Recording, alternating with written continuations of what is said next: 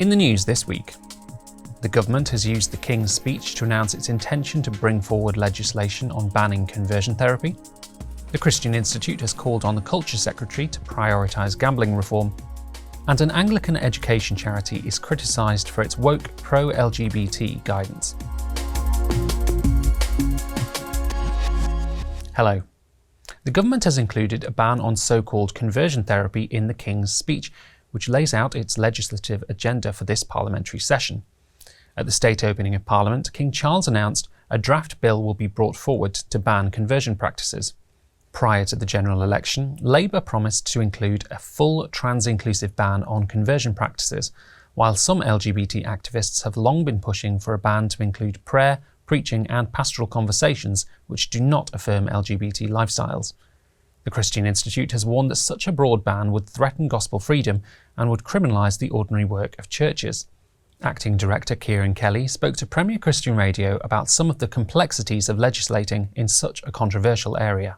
If it's badly worded or is vaguely worded, is likely to interfere with the right to private family life, likely to interfere with religious freedom. We've had a number of legal opinions from on a variety of suggestions about how this might be done, and from a variety of top human rights lawyers, and all have been very, very consistent in what they've said, which is it's highly likely that anything that's come up with is going to breach our European Convention, the European Convention on Human Rights. That's likely to open it up to a legal challenge. We have said consistently that a broad ban is something that we would challenge in the courts.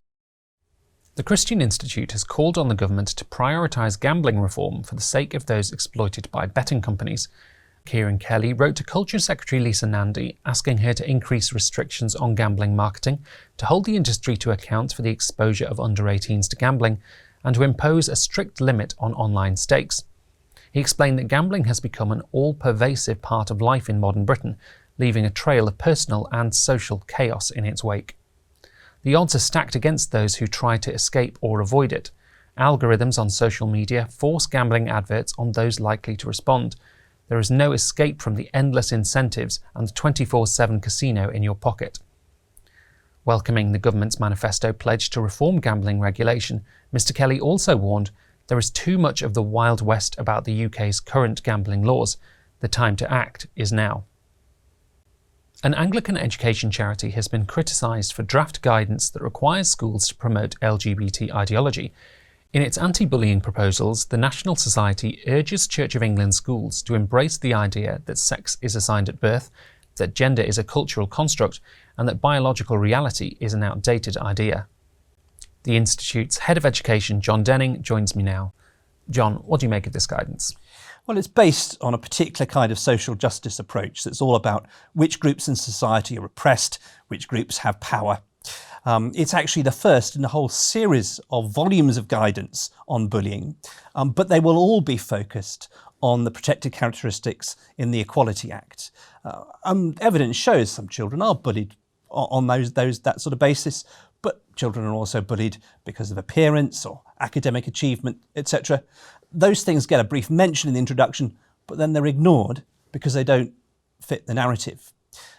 Its legal starting point is the Equality Act, but it ignores schools' duty of care to all pupils. All this leads to a skewed approach which risks harming children. It threatens to silence the expression of any other view, and it ignores specific provisions of the Equality Act intended to prevent this happening.